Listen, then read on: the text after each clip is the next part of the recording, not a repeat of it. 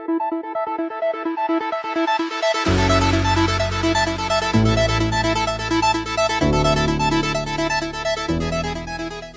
guys. Perfect. All right. Well, thank you for that, and good morning, everyone. Thank you all for inviting me to come here and talk. I don't often get the opportunity to talk about the work that I do, and I'm really excited to be able to communicate that with you guys here this morning. So my name is Heather Whalen. I'm a project manager with Ridgeline Environment. We're one of the 3 divisions of our company, Ridgeline Canada. We have 2 other divisions, response division that responds to spills, and then a greenfield division, which is we actually have our own landfills in Groundwater in Saskatchewan.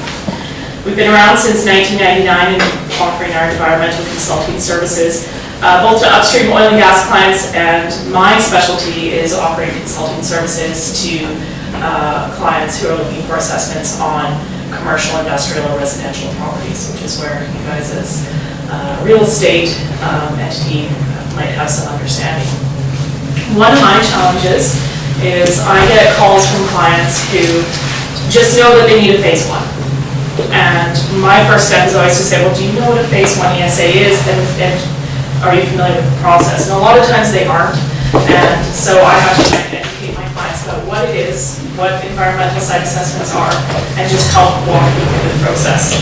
It's designed to be a phased approach, with each stage reducing your amount of uncertainty in what you know about the soil and groundwater on a particular property.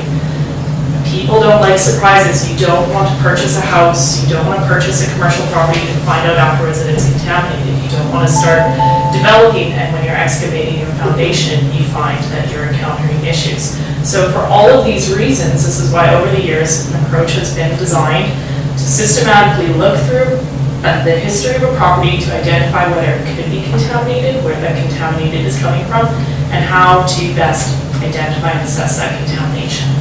So the first step is a Phase I.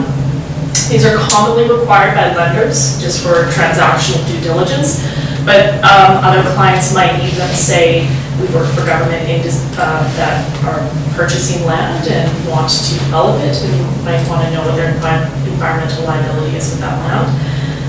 We've worked with people who are entering into lease agreements and might want to wonder whether or not that land is contaminated. And what a lot of people have difficulty understanding about the Phase I is it doesn't actually involve sampling of soil or groundwater.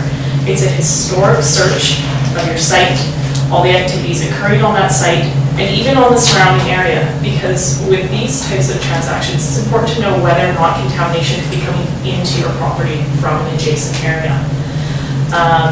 For some sites, they have a very straightforward history. It's been farmed for over 100 years and has just been converted to a sort of commercial shop and office structure. It might be, we have a lot of that in smaller towns. Sometimes you're dealing in historic areas. I did an assessment the other week in downtown Calgary and was looking at records from 1911. And our site was actually, used to be a motor oil facility. It was, they sold automotives there, and they had a 250-gallon tank in 1911 that no one knew about.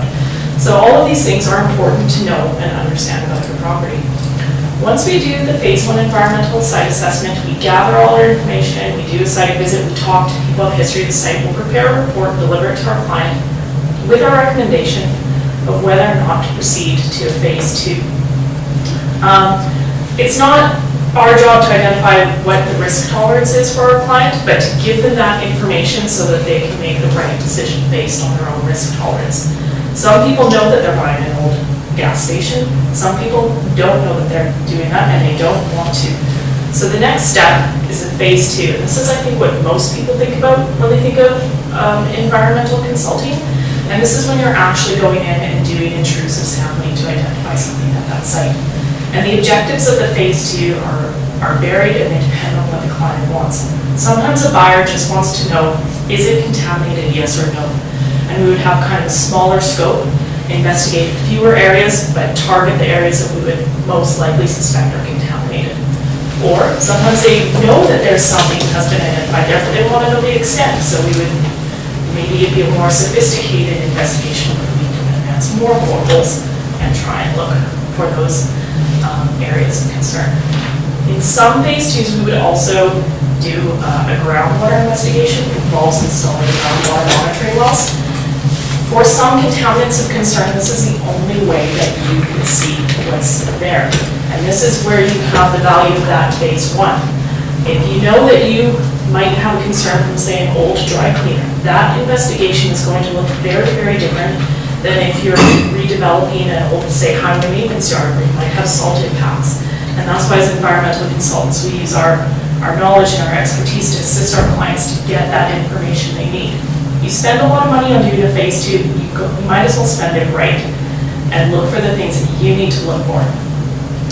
So Phase IIs, we also do them for a number of people that are looking to either enter into or exit lease agreements. Sometimes they might want to know the baseline environmental condition of a given site. Maybe they know that it's already impacted, but they want to know before they start renting that land so that when they go to exit that lease agreement, they can say, well, this was here before we were here, that sort of thing. Having that information up front, really, it's helpful for a number of our clients. The final stage would be if you want to remediate impacts. And this is varied, it's based on site-specific conditions, what our client needs,